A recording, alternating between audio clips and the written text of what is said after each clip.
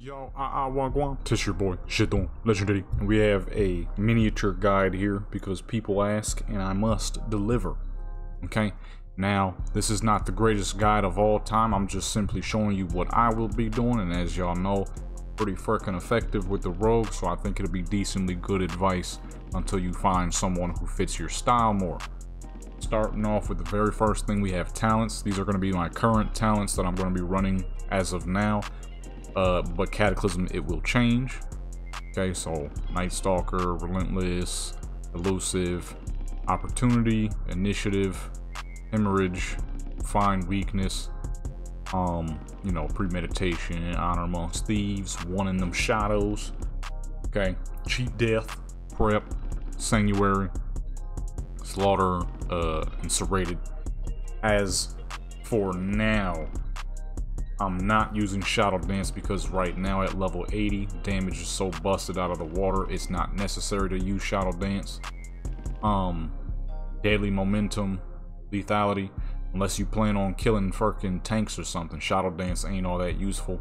But at the same time, running after somebody who got 50-60,000 health also isn't all that useful, because at the end of the day as a rogue, you kind of want to snatch up the people you can, typically your healers. That means less defense for them. Okay. For here, we're running Glyph of Shadows, which will be important once we actually get to 85, where you will need that. Okay, so once we hit to 85, that's when you're going to pick Shadow Dance back up.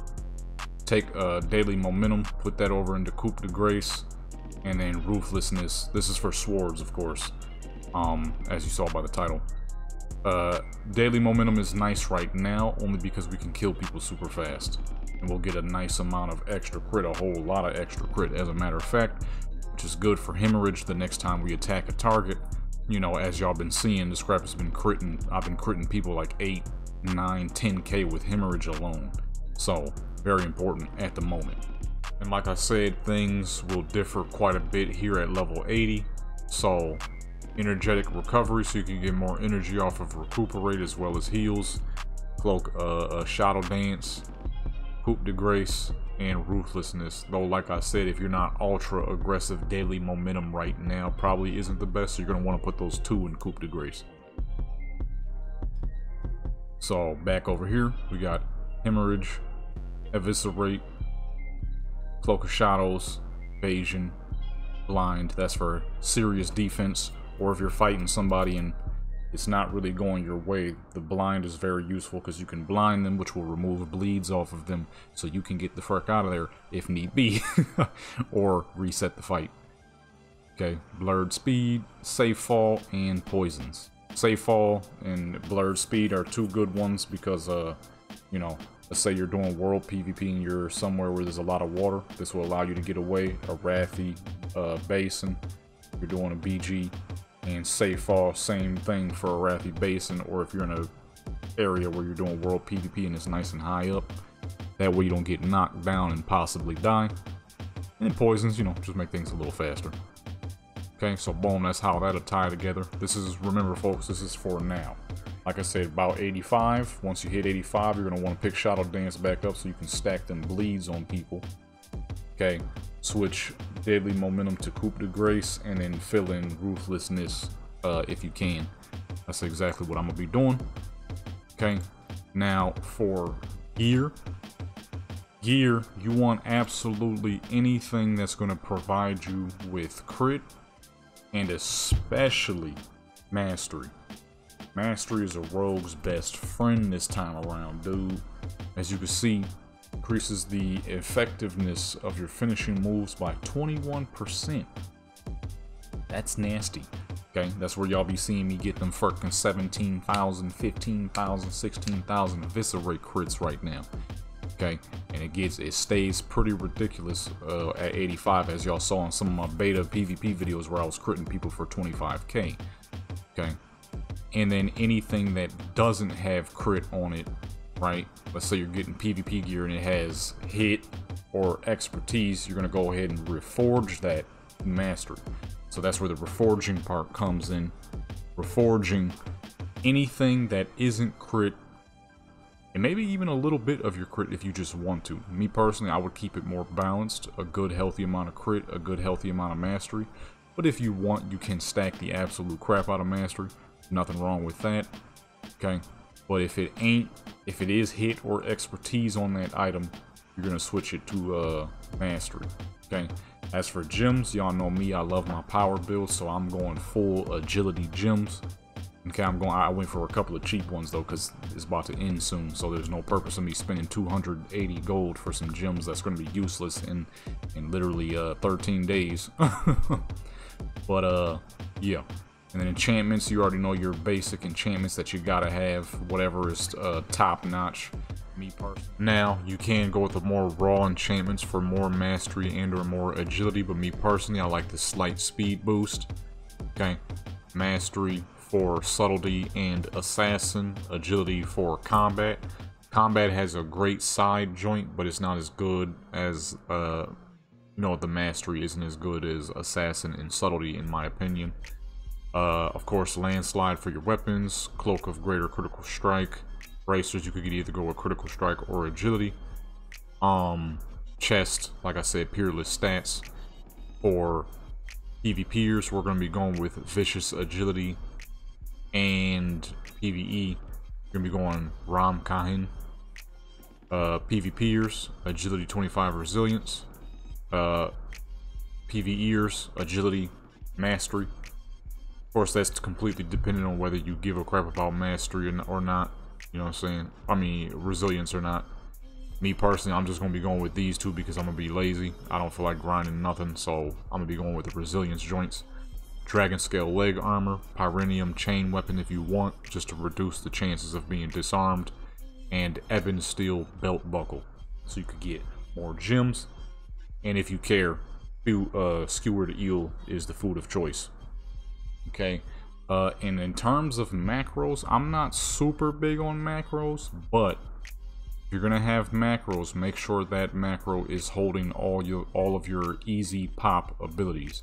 So easy pop abilities, let's say you got a defense macro, so that would be combat readiness, evasion if they don't share global cooldowns, of course, Battle Master's Rage, so that way you get health, dodge, and damage reduction in one macro. Okay, just in case you don't know how that works, let me go ahead and show you that real quick. And of course, you're going to make one for your damage. That's going to be, let's say you have a pop-em trinket where, you know, you hit the trinket, it gives you 1000 AP.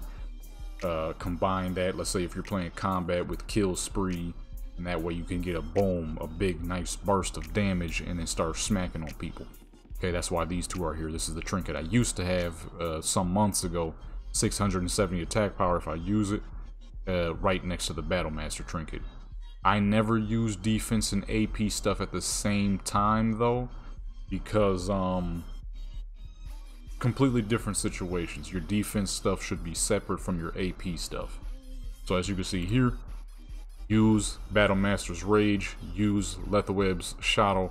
So that is, you know, you click that and then you shift, and then boom, it puts it in there for you. Now let's say you need to add an ability to that. You go to your books. Oh, accidentally closed it. You go to your books and you do the exact same thing. Go into there. Space it down, of course, because you don't want them to be side by side. If they're side by side, it ain't gonna work right. You want it to be underneath. Hit that enter.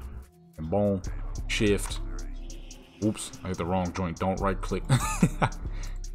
Oh, you can't even do it like that? Okay, well then you just put slash cast evasion. Doesn't have to be case sensitive, and boom, that's how you do that, right? So let's do an ability that ain't on cooldown right now, and that right there will give you, you know, your defensive trinkets and your offensive trinkets, which, like I said, should be separate.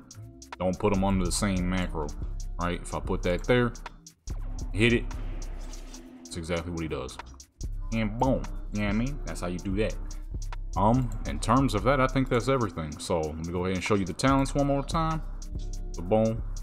So all the talents I'm running, this is how you see me getting this absolute, well, this is the newest build. I got rid of Shadow Dance, and instead of Coup de Grace, I switched over to Daily Momentum, because most likely you'll absolutely slaughter people, and the extra damage from Coup de Grace is not super important right now. as lethality is, because hemorrhage hits so freaking hard right now. Okay. Deadly momentum, because then you get extra crit every time you kill somebody, especially if you play very aggressively where you're just going at people. That'd be very useful. But if you don't care too much about deadly momentum, put those 2 points in the coup de grace. You know what I'm saying? Right now I'm testing this, so we'll see. Coup de grace is probably going to be your better bet, unless you're like one of them ultra aggressive people where you're just killing after killing after killing. So I'm gonna say coup de grace is probably the better if you're not ultra aggressive. So I probably won't even end up keeping daily momentum because I'm not ultra aggressive, as y'all know. Just testing right now, but coup de grace is definitely the better, more solid option. Life, hemorrhage, evasion, shadow dance. Well, that's gonna be for level 85. Blind, evade, eviscerate, cloak of shadows, safe fall, blurred speed, poisons. Their own. That being said, folks, thought I'd just help some people out with what I do and how I am typically so dang efficient with what I do, even though I'm not nearly as serious of a player as I used to be. Also, for poisonings, I always run wound and crippling. Wound because it reduces the heals people take, and crippling because it slows people down, of course. Although, because damage is so blasted out, you probably really could just put on some instant and crippling and be perfectly fine, since most people will not survive very long anyways, as y'all have been seeing. Okay, so really depends on what you're trying to do. Right now, honestly, I'd probably say go with instant and crippling, because the damage, just get even more damage so you can kill people even faster, like I've been doing in these videos. Other than that though, it's been your boy, Shiton Legendary. If you enjoyed this quick little guide of what I'm going to be doing, and if you want to test it out yourself, go ahead and do so. If you don't, that is all cool. To each their own. Make sure you hit that subscribe button, that like button, and notification bell. Share with your people. Join the Legendary clan. Support the channel. Become legendary. I'm out.